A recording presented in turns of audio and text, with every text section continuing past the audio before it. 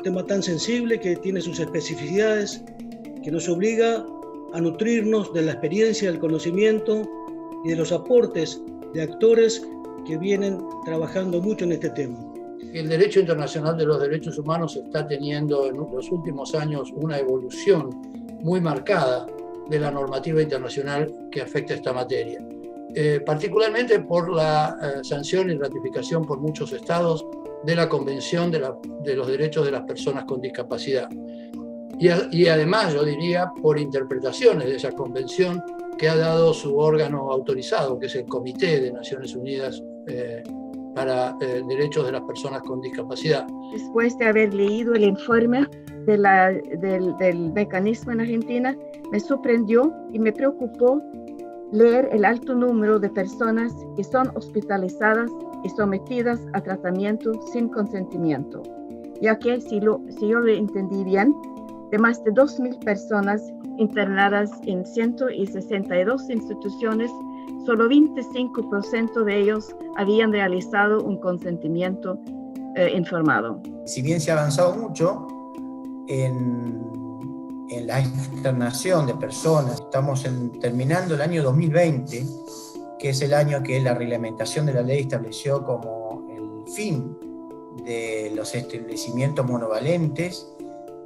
y los números, por lo menos hasta la realización del censo 2019, hablan de una enorme deuda.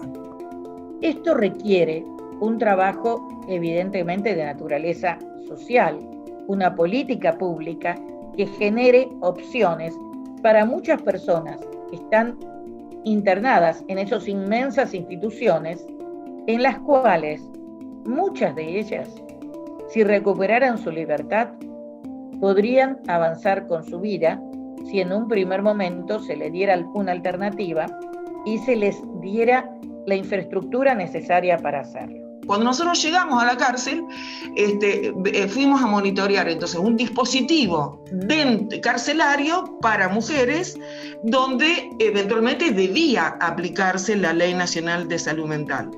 Pero esto es imposible dentro de un sistema donde lo que perdura y de lo que se visibiliza son reglas y normas estrictamente de orden carcelario. Tenemos que desinstitucionalizar a esas miles de personas que están institucionalizadas sin criterio de internación. Es decir, tenemos que también empezar a trabajar y a pensar no solamente en el concepto de contexto de encierro, sino también en el concepto de situación de abandono por parte del Estado y abandono también por parte de la comunidad.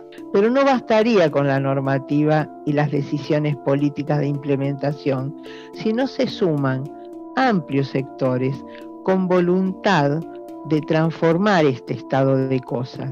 Los años de naturalización del sistema manicomial tienen que ser interpelados desde cada trabajador y trabajadora del sistema de salud en particular y en el interior de las comunidades, porque una verdadera transformación va a ser una transformación desde adentro. El sistema manicomial, y así lo hemos pensado en la construcción de la Ley de Salud Mental, estructuralmente siempre va a violar derechos.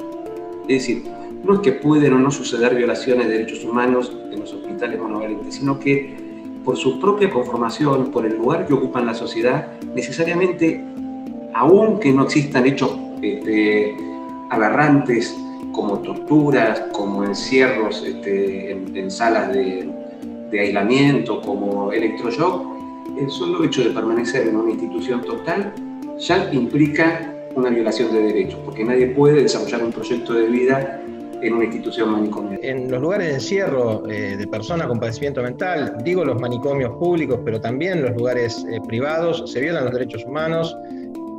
Hay ejemplos, hemos encontrado personas internadas hace 20 años, cuando vamos a la causa, que por supuesto incluso las hemos encontrado archivadas, pasaron 3 jueces por el juzgado donde esa persona está a disposición, digamos, y de los 3 jueces, 2 ni siquiera nunca entrevistaron y conocieron a la persona.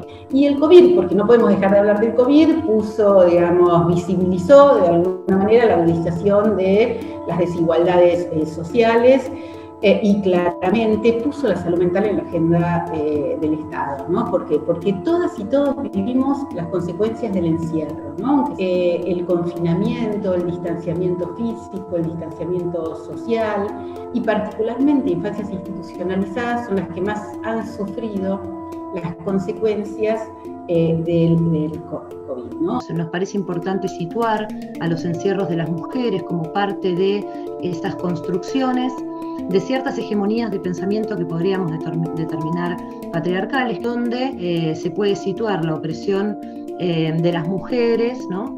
Y sobre todo la opresión cuando las mujeres se corren de ciertas normatividades esperables asignadas al género. Algo fundamental también para la perspectiva de derechos humanos siempre, y también de la medicina y otros saberes, es el tema de las usuarias. Por eso en particular nos parece fundamental en estas mesas contar con aportes y saberes, y también es muy propio del campo de derechos humanos, del ser usuario o usuaria a ser militante de estos temas, ¿no? Y plantearlo esto también para los demás, para otras personas y para una. Cuando no podemos ejercitar como las viejas normas lo exigen, que tenemos que trabajar y no podemos ser las madres de antes, entonces somos malas madres, somos madres ausentes, porque no tenemos la ayuda de nuestros compañeros, y además cuando también nos ganamos la vida, también somos diferentes y somos una competencia para el otro género, que tampoco se reconoce hoy la igualdad de capacidades o la diferencia de capacidades, no por el género, sino por la idoneidad de cada persona.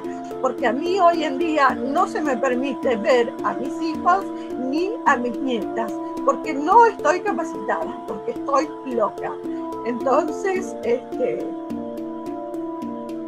terror, no puedo hablar.